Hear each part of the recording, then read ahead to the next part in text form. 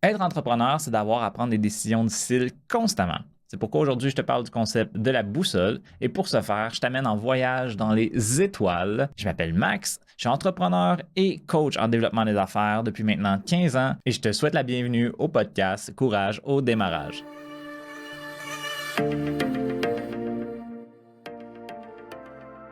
Comme je le disais, être en affaires, c'est d'avoir à prendre des décisions et par conséquent, ça peut amener beaucoup d'incertitudes. Des fois, ça donne un peu le feeling que tu te promènes avec un pack-sac rempli de roches.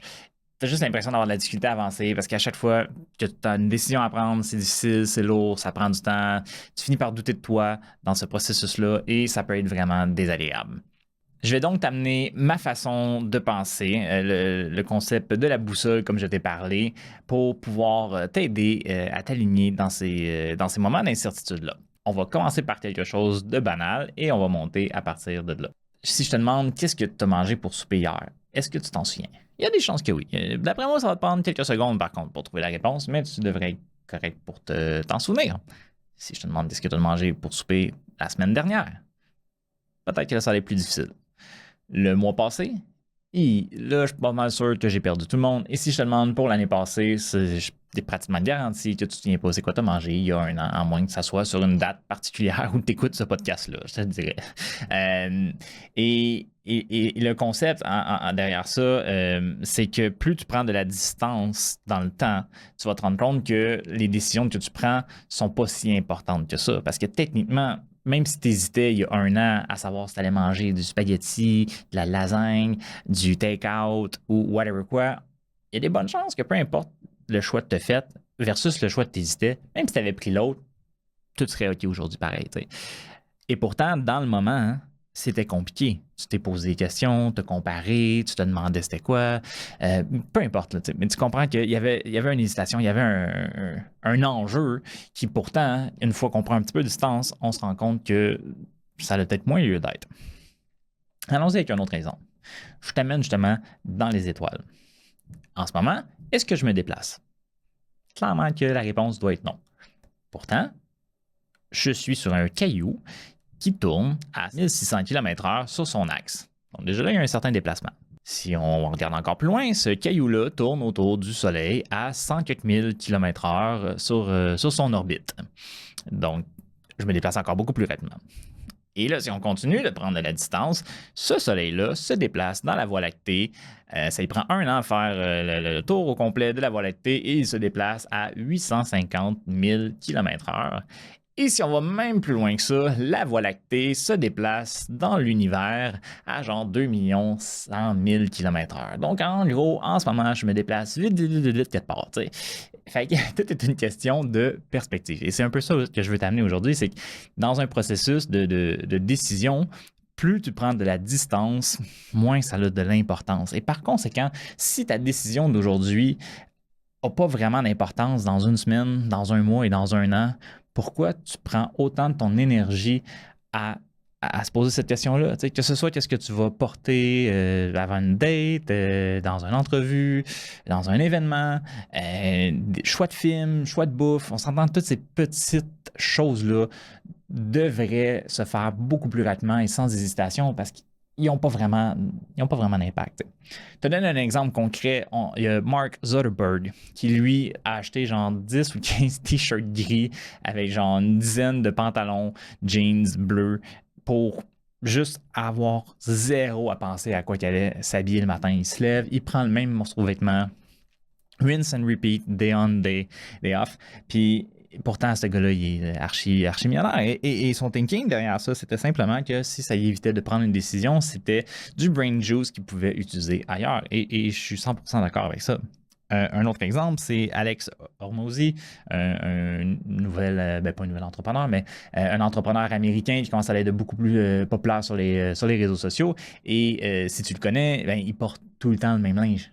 Tout le temps, et pratiquement aucune différence. Même casquette, même, c'est pas même pas un t-shirt, c'est un tank top, même short, over and over dans toutes ses vidéos, qu'il soit au gym, sur un stage de conférence, qu'il soit dans son avion privé, le dude, il s'en fout, là, parce qu'il a compris que ce qu'il porte n'a pas d'incidence sur ce qui se passe dans la vie, parce que clairement, que quand il regarde en arrière, ça n'aurait rien changé. T'sais. Le but du jeu, c'est qu'au début, c'est plus facile de faire ça avec des petites décisions, comme justement, quoi manger pour souper, quel film écouter, ce genre de choses-là.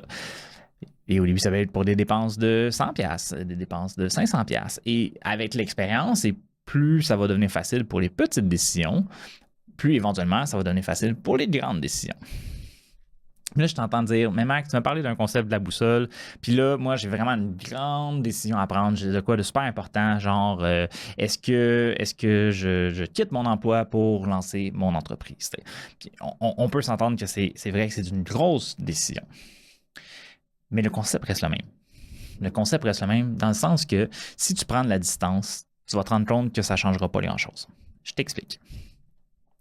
Prends un papier et un crayon. Si tu n'en as pas, ben, prends un papier et un crayon dans ta tête et viens écrire les, je sais pas moi, 3 mauvaises expériences que tu as vécues dans ta vie il y a un bon moment. Okay? Pas qu'est-ce qui s'est passé hier ou il y a quelques mois. Là. On parle d'il y a plusieurs années, peut-être dans ta jeunesse. Et avec cette distance-là, je suis curieux de te poser la question, plutôt que tu te poses la question. Parce que, un, t'es pas là. Et deuxièmement, c'est toi qu'il faut que tu te poses la question. Est-ce que ces événements-là, avec la distance et le temps, est-ce que tu es capable de voir les bénéfices qui t'ont amené? T'sais? Des exemples personnels de mon côté, quand j'avais 18 ans, je voulais être vendeur d'auto. Et j'ai même suivi une formation pour vendre des voitures quand j'avais ça, 18 ans, même je pense que j'ai commencé avant mes 18 ans pour la terminer quand j'avais l'âge, parce que ça prend 18 ans pour travailler, en fait. Et donc, c'était mon rêve, c'était vraiment ce que je voulais faire. J'étais allé suivre la formation, une formation super intéressante, super chère aussi pour un gars de 18 ans à ce moment-là. C'est une formation privée. Bref, je fais la formation et je commence à postuler. Tu peux t'imaginer que c'est pas tous les concessionnaires qui sautent de joie devant un jeune de 18 ans avec 0 expérience. C'est simplement un cours. C'est pas leur candidat idéal, mettons. Fait qu'après plusieurs refus, je me fais donner une chance, d'ailleurs, pour la marque de voiture que je préfère. Et je me fais engager la veille que le directeur s'en va en congé de paternité. Je passe donc les 2 prochaines semaines à me faire former par son assistant. Et par former par son assistant, je veux dire qu'il me calisse dans un bureau à étudier des modèles de voitures pendant 12 heures de temps sur mon ordinateur. C'était vraiment ce que je pensais de la job de rêve que j'allais avoir en tant que vendeur des voitures. Bref, après les 2 semaines, moins une journée, l'assistant me fait venir dans son bureau. Moi, je m'attends à me faire dire, bon, ben Max, ça fait des heures et des heures et des heures et des heures et des heures que tu étudies tous les modèles de voitures. Par conséquent, tu es prêt à répondre à des clients. Surprise! J'arrive dans son bureau et il me dit que finalement, ça ne marchera pas. Donc, donc, je me fais congédier à ce moment-là. Ce fut une superbe conversation avec cette personne-là. Bref, je retourne chez moi, évidemment, dévasté, brisé, en larmes. Tu peux imaginer, tu as 18 ans, c'était ta job de rêve. Tu te donnes pendant 2 semaines de temps, puis c'est même pas la personne qui t'a engagé, c'est son assistant qui clairement m'a eu de travers tout le long, qui m'a juste pas aimé, puis il a juste fait comme lui, je le veux pas ici, puis il s'est arrangé. Puis regarde, avec le recul, maintenant, ce que je réalise, c'est quand même très intéressant. Parce que j'avais quitté mon emploi pour aller travailler à cet endroit-là, donc je me retrouvais pas d'emploi après 2 semaines d'avoir quitté la mienne. C'est super le fun. Et j'ai un ami à ce moment-là qui dit « Hey, on cherche un vendeur de téléphone cellulaire. Viens-t'en, c'est super le fun. On a des fois des belles activités payées par les fournisseurs de téléphone cellulaire. » J'étais comme wow, why not? J'ai quoi à perdre finalement si j'ai plus de job.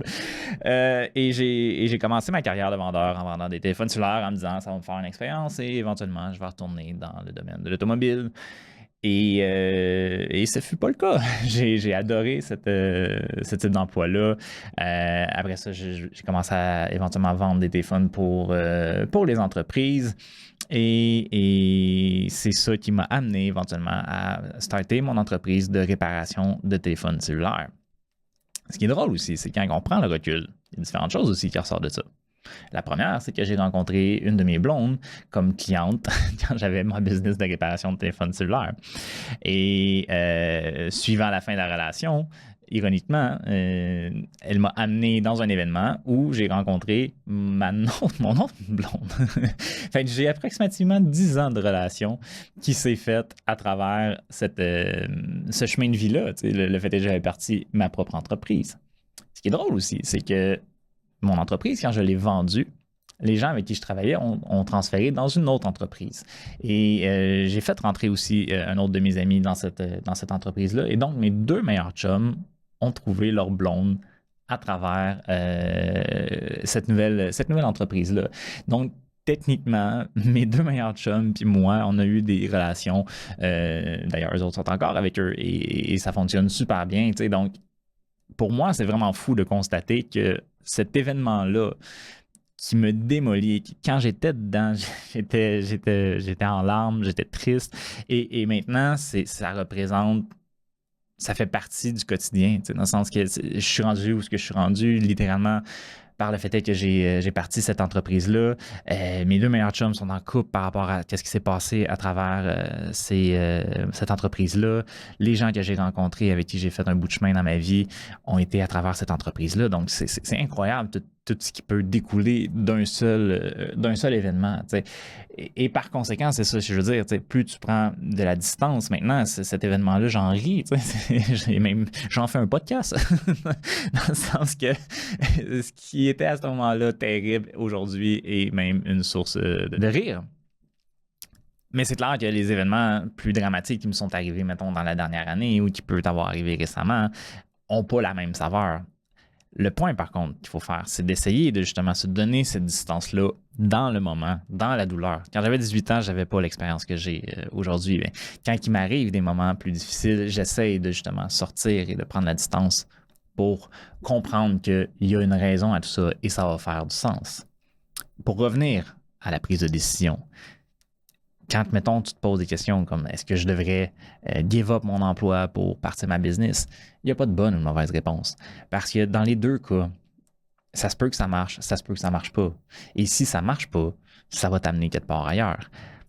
L'autre histoire que j'ai à te raconter, c'est au niveau du Pentagone aux États-Unis. Donc, le Pentagone était dû à faire un changement au niveau de leur budget, au niveau de l'allocation des ressources qu'ils ont. Et ça faisait quelques années qu'ils étaient bloqués entre 2 plans, le plan A, le plan B, de type de budget. Peu importe, ils étaient complètement bloqués depuis quelques années.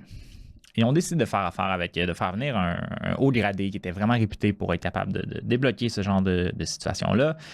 Et il l'amène à son bureau. Puis évidemment, c'est un peu comme dans n'importe quoi. On a décidé de le faire venir, puis c'est le lendemain, le meeting. Fait que le lieutenant qui s'occupe de lui se grouille à l'amener au bureau et après ça, va chercher tous les rapports sur ces deux budgets-là. Et il y en a une quantité phénoménale. C'est plein de livres, plein de documents, plein d'affaires. Il s'en va tout y porter ça sur son bureau. Il jette tout ça, puis il le laisse aller. Il reste quelques heures, le meeting et le lendemain matin. Le lendemain matin, le lieutenant va chercher le haut gradé, l'amène à la salle de meeting, assiste au meeting avec lui. Et à peine 1 heure, 2 heures à travers les discussions, le haut gradé à un moment donné fait comme bon, ben c'est cette décision-là qu'on prend. Le meeting s'arrête. Donc le lieutenant ramène le haut gradé à son bureau. Et il vient pour quitter, mais il y a une question qui brûle les lèvres. Donc, évidemment, c'est dans le domaine militaire. Donc, le lieutenant demande la permission de parler librement. La permission lui est accordée et il dit, avec toute l'information, je vous ai amené tous les rapports hier. Il y avait une quantité phénoménale d'informations. Il dit, depuis hier, c'est impossible que vous avez eu le temps de tout lire ces documents-là.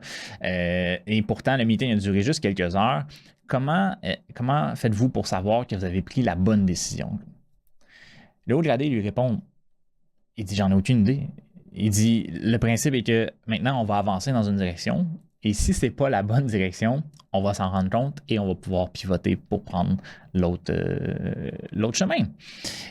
Et ça revient un peu à quand tu as une grande décision à prendre comme ça, avec de la distance, avec du temps, il n'y a pas de bonne ou mauvaise décision. Mais je t'ai parlé d'une boussole. Puis je trouve que c'est quand même important, quand on a des décisions à prendre, d'avoir un certain enlignement. Fait que je pense pas qu'on peut se tromper, mais on peut peut-être être plus aligné. Donc, le concept de la boussole, il y a 2 points super importants. Le premier, c'est de connaître ton cap. Qu'est-ce que je veux dire par là? C'est que même si, mettons, ça pointe vers le nord, il faut que tu saches où tu veux t'en aller pour pouvoir utiliser une boussole. Par conséquent, ton cap, c'est un peu quand tu vas mourir. C'est-à-dire, c'est quoi les choses qui sont super importantes pour toi d'ici la fin, surtout en plus qu'on ne connaît pas c'est quand justement cette fin-là. Donc, c'est quoi les événements que tu veux vivre, c'est avec quels gens tu veux passer ton temps, c'est quoi les choses qui sont importantes pour toi de léguer. Donc, de venir vraiment avoir une idée, une image de qu'est-ce que tu veux, de qu'est-ce qui est ultra important à faire avant que cette histoire-là finisse. Par conséquent, en ayant ça, chaque fois que tu as des décisions à prendre, c'est de voir est-ce que ça fait du sens avec mon cap? Est-ce que je reste en ligne avec mon cap? Et l'autre point super important d'une boussole, c'est les points cardinaux, right? Nord, sud, est, ouest, etc. Ben, pas etc., c'est les quatre. Et pour moi, métaphoriquement parlant, ces points cardinaux-là, c'est tes valeurs, c'est nos valeurs. Donc, parce qu'il y a plein de façons de se rendre à notre cap. Il y en a qui peuvent le faire dans la malhonnêteté, il y en a qui peuvent le faire dans la violence, dans l'agressivité. Il existe plein de façons de te rendre à tes fins, tu sais. Mais éventuellement, si tu prends trop de décisions qui ne sont pas en accord avec tes valeurs, ça va commencer à se ressentir.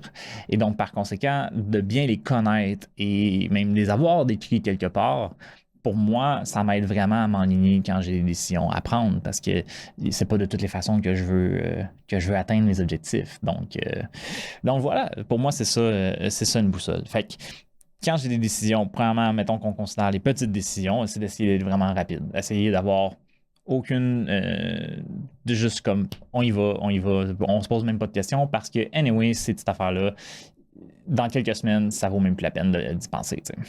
Puis après ça, c'est sûr que pour les plus grandes décisions, même si le principe s'applique, c'est sûr que c'est plus difficile. T'sais. C'est sûr qu'il va y avoir un temps de réflexion, il va y avoir une certaine recherche d'informations qu'on va naturellement faire avant de prendre une décision, mais ultimement, c'est que se rappeler que peu importe quoi, avec assez de distance, avec assez de temps, tu vas comprendre qu'un ou l'autre, ça t'a amené quand même à la bonne place, tant et aussi longtemps que tu es aligné avec ton cap et que tu le fais en respectant tes valeurs. J'espère vraiment que les concepts que je t'ai partagés aujourd'hui vont pouvoir t'aider dans tes prochaines prises de décision. Si tu veux de l'aide avec l'élaboration de ton cap, de tes objectifs et aussi apprendre à mieux connaître les valeurs qui sont super importantes pour toi, fais-moi signe. Et si tu as des questions, gêne-toi pas à les écrire dans les commentaires en dessous. Dans le prochain épisode, je te parle de la différence entre un mindset infini et un mindset relié sur les objectifs et comme quoi d'avoir trop d'objectifs pourrait être dommageable pour la réussite de ton entreprise. Donc, je te dis à la prochaine!